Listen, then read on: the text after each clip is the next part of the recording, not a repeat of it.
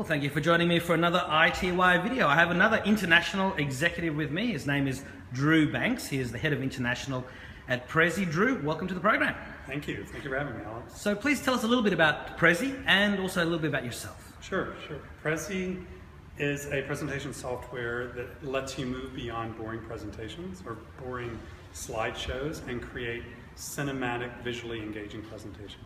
Now, for those who don't know, obviously we have links on the website around this in this article, but it's Prezi or Prezi if you're American .com, and you can get a real flavour of exactly how presentation software just blows PowerPoint and Keynote away. But Prezi, let's talk a bit more about Prezi. I mean, it's taken on those major players I just mentioned, the PowerPoints and the Keynotes of the world, and you've been around now since 2009. 2009. Right? So how have you been able to really gather momentum and not how come the big guys haven't tried to squash you?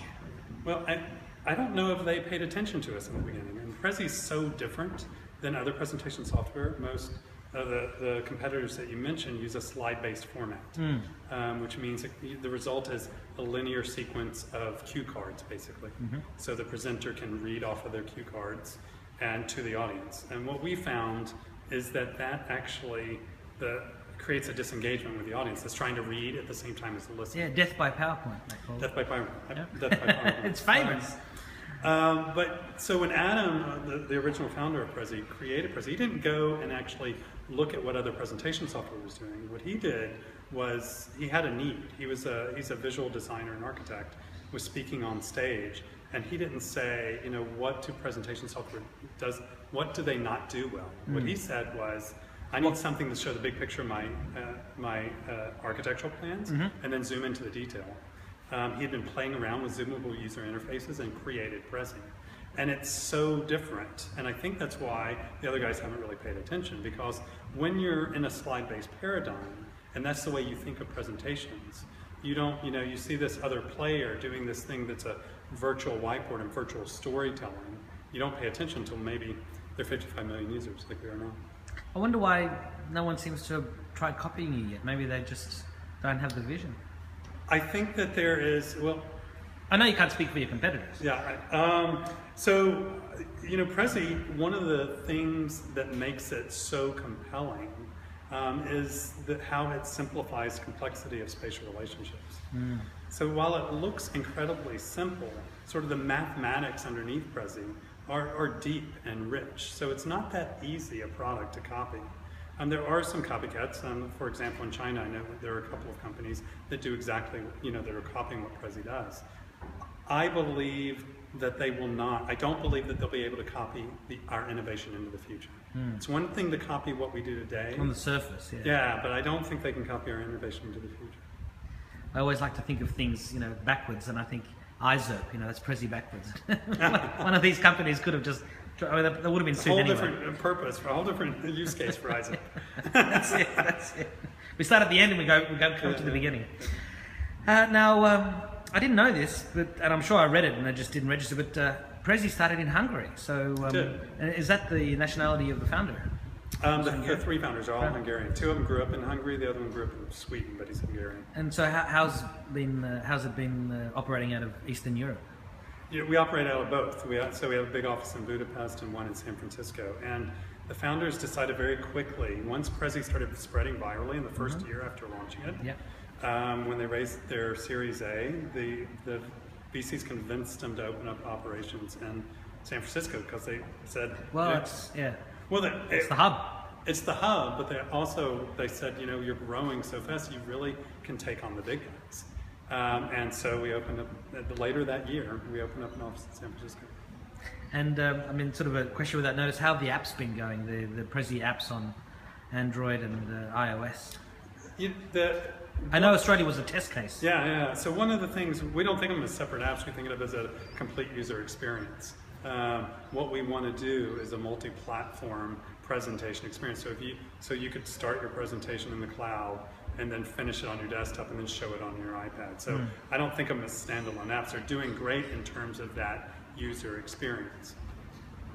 Now, one of the reasons you're traveling, and you're the head of international, you've been on a bit of a media road tour around the world, and one of the things that coincidentally happened, I don't know how coincidental it was, but one of the things that happened whilst you were here is the launch of Nutshell.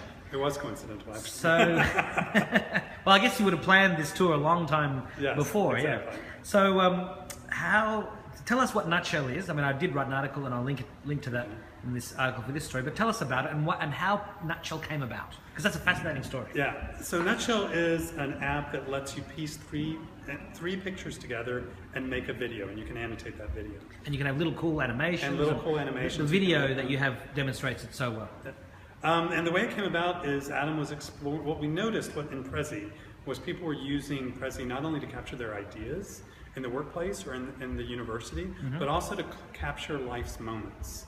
People were proposing in Prezi. People were making Prezis of their kids' vacation. And so Adam was experimenting with ways to use video in a more compelling way within Prezi.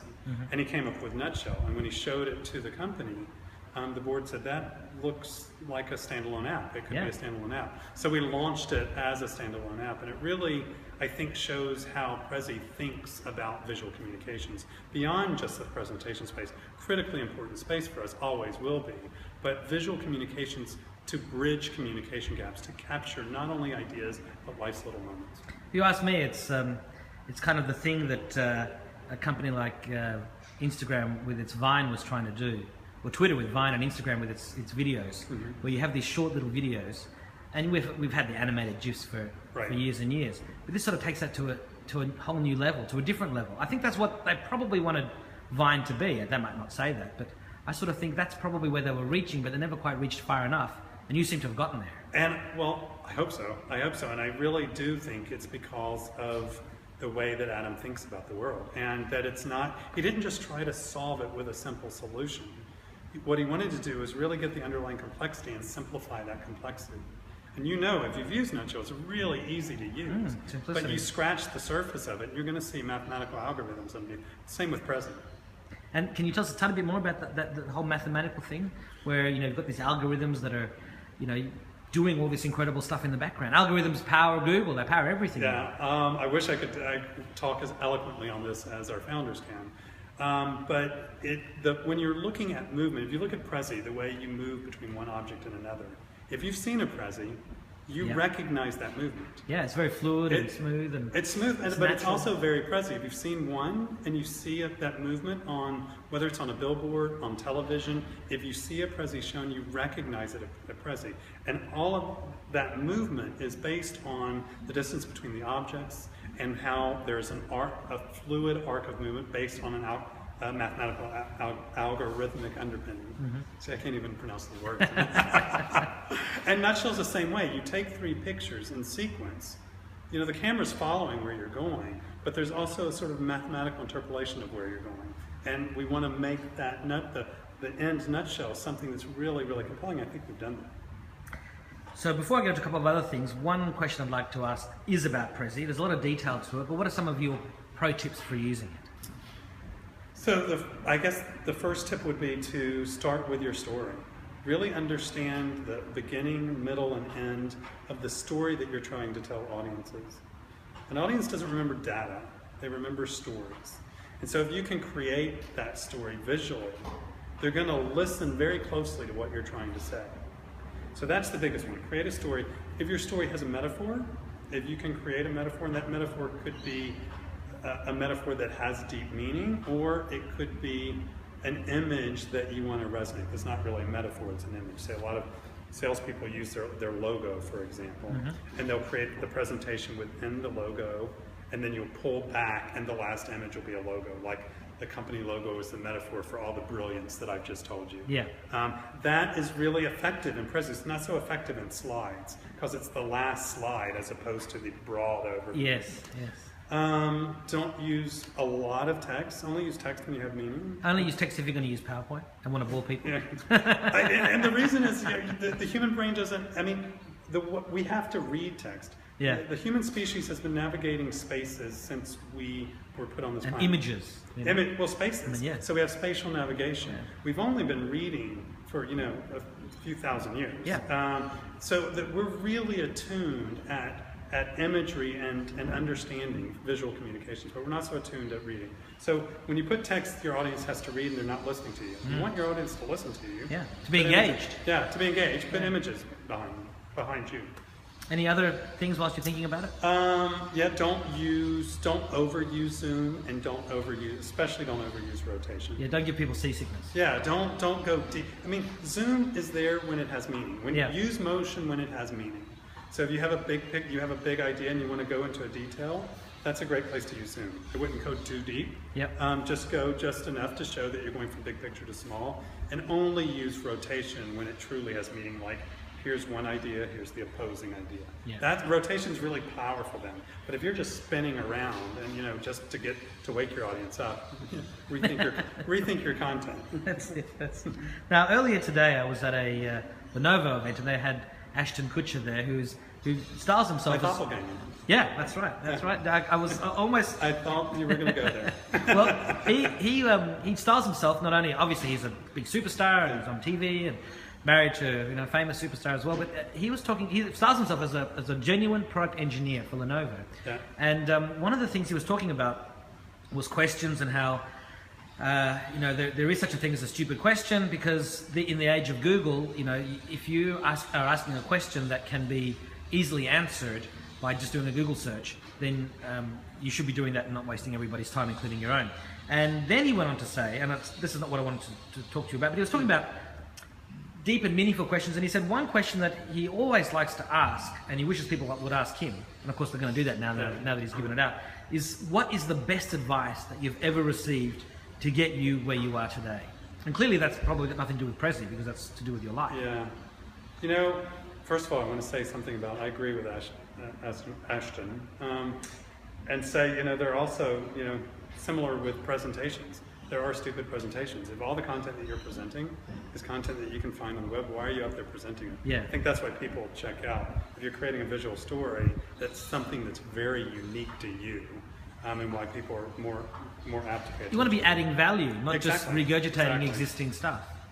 So, I think the best advice I've been given is, don't compromise on your integrity. I believe that integrity in business is everything, and it's also everything in life. If you have a value system, which most people do, follow that value system and don't compromise, or you'll kick yourself for it. Yeah. And that's, you hear about the jerks in business that are going to try to take you this way. If that's not where your value system is, don't go there. Yeah. And so if we look into the crystal ball, put the magic thinking cap on, which kind of relates to this question, where are we going to be in 5 or 10 years' time? Are you going to be able to put a thinking cap on and just visually create your presentation just by thinking about it? I don't know if we'll get all the way there in 5 years, but I do believe we're on a very fast, to quote Al Gore, superhighway to more visual communications. I mean, we are overloaded with information. Our brains are wired for visual spatial communication. Kids today grow up with, playing with video games. They grow up entrenched in visual communication. There's a reason why companies are creating products like infographics, why there are a lot of companies in Australia like Canva and the Design Crowd and 99 Designs. They're trying to simplify design to be able to communicate more easily. And I think you're going to see more and more and more of that. Presentations of the future will be more like movies of today. Well, that'll be very interesting to see, and how they can sort of keep it short and yet impactful, or engage you for an hour or more in a presentation you just don't want to take your eyes off. Exactly, and a speaker you don't want to take your eyes off, because they're engaging. To me, the best engaging presentation with a speaker is like a documentary film, where the film is rolling behind you, but you're really listening to the documentarian, and that's what a great presentation should be. So, a final question. Do you have any final messages for iTWire viewers and readers, and also for current and future Prezi and Nutshell customers? Well, certainly, if you haven't tried Prezi, please try Prezi. Nutshell is just, a kick. You try it out, enjoy it. Take nutshells of your kids, take nutshells of your vacations, and have fun. Drew, thank you very much. Thank you, Alex.